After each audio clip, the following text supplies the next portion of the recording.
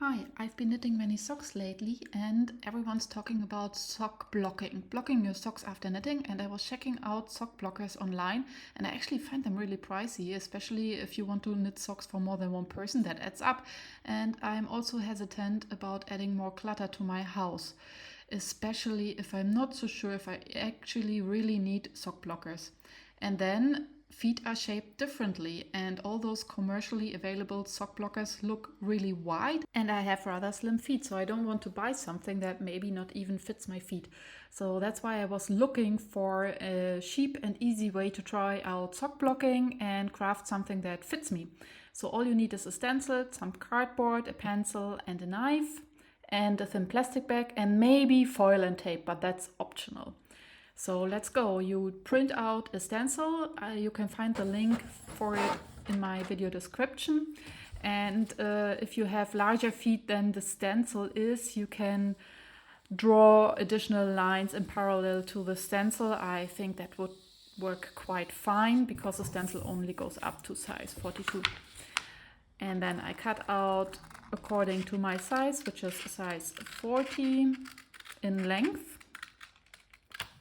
And I was measuring the stencil and my feet, and the stencil has a negative ease of 2 centimeters, but I want my socks to be very fitted. And yeah, I was pondering and decided to size down in width. So I kept the length of the feet, but then cut along the lines for one size smaller than my foot length. And then I used this stencil to trace it on some cardboard. And here I did the mistake at first that I did not align it with the lines of the cardboard. So when you do it, put the stencil in parallel to those lines of the cardboard, because that's where the cardboard bends. And if you want to push the sock from the toe to the heel over the stencil, your cardboard might bend. I tried to cut it out with a pair of scissors. That didn't work very well, but the knife worked very well and was very satisfying to break out those cardboard edges. But there is a thinner and thicker cardboard. I used some medium thick cardboard and decided to use it double. So I cut out another one. And once you have one cardboard sample, it's super easy to trace it with a pencil. It's much easier than with the paper.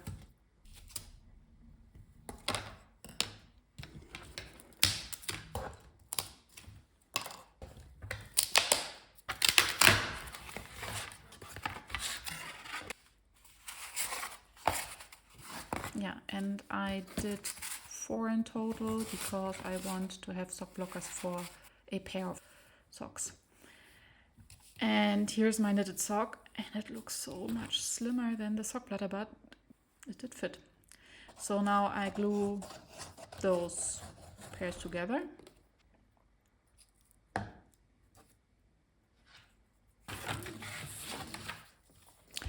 And now, to protect the cardboard from the water of the washed socks, I decided to wrap them in some foil.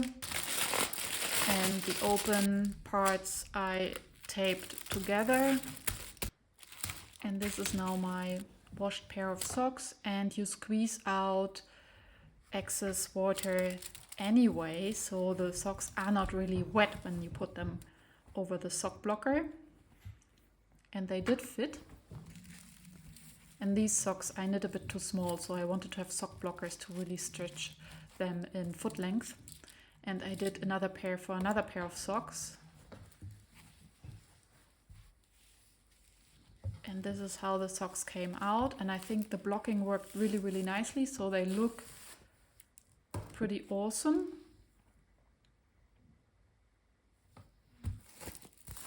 Both pairs. And then I tried them on. And here I can use them for next time. But don't be as stupid as me. Do one sock blocker first, try it out, and then do more, because they are still too wide for me.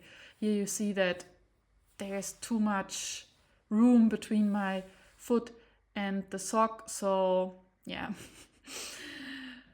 Now I'm freestyling. I want to cut off more cardboard to decrease the width of the sock blocker.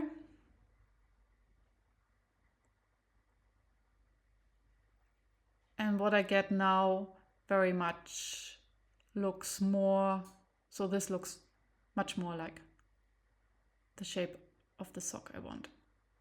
So these are socks fresh off the needles. They fit over the cardboard. These are now dry. This is the sock what it looks before blocking, but now it gets a proper soak. And now to make it even faster, I just put it in a thin plastic bag. And that's it. And the sock slided very well over the sock blocker. The wet sock this time.